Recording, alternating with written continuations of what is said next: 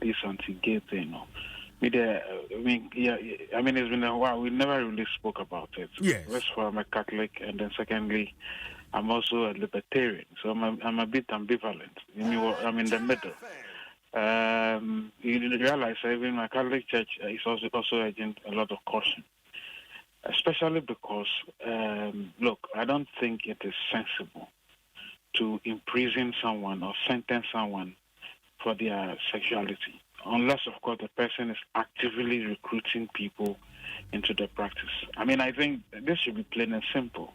It is senseless, it is insensitive, it is inhumane to imprison someone because of his or her sexuality. I think let's put that out clearly. You don't gain anything by doing that. I mean, after 3 years, 5 years, then what? Then the person changes. It just doesn't happen unless you are going to get into some conversion therapy, which is so difficult. Intermediate, to start, I needed to declare that stance immediately. I'm a Catholic, but at the same time, I'm a libertarian. Libertarians believe people should live and let others live. My Catholic conservatism also tells me that, well, I should pride the things that are of God. Question is, am I playing God? Can I play God? Am I supposed to say that somebody is sinful when myself I sin every day? Come on, Christians, this is not the way to act. This is not helpful. You cannot. I mean, I don't think it's fair to imprison someone. I mean, that's the thing I want to underline. You can disagree all you like. Yes, everybody has a right to say so. And I agree with anybody who says they don't like the way gays behave and all of that. They have their right, and I support them for saying that.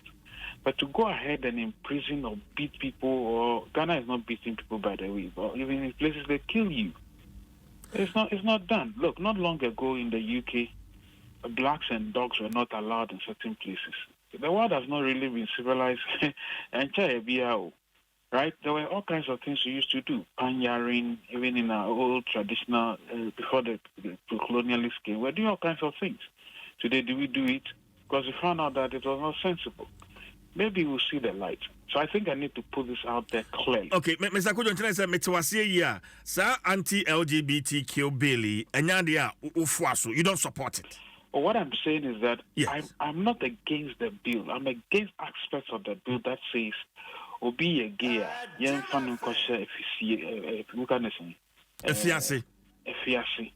3 years, 5 years. Then what? We are now we're joining oil, you know." Now, Sunday panels say any hormones are, and it goes somehow the way hormones are distributed. Look, I mean, we need to be very seriously. I don't think people decide to be gay because they chose to be gay. I don't believe that. There are instances where some people may be recruited into it, and that's evil. I understand that, against their will.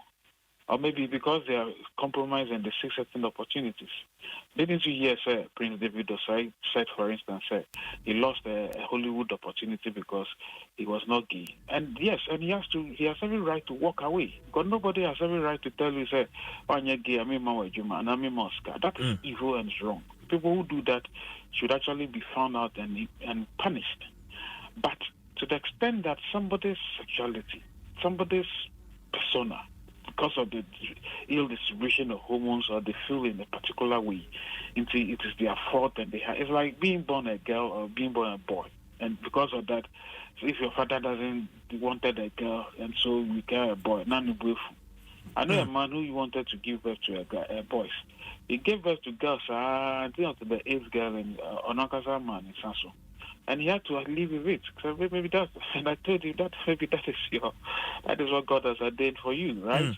But you see, so this whole thing, it is senseless to imprison somebody for their sexuality, as long as the person is not actively recruiting people. And now on who be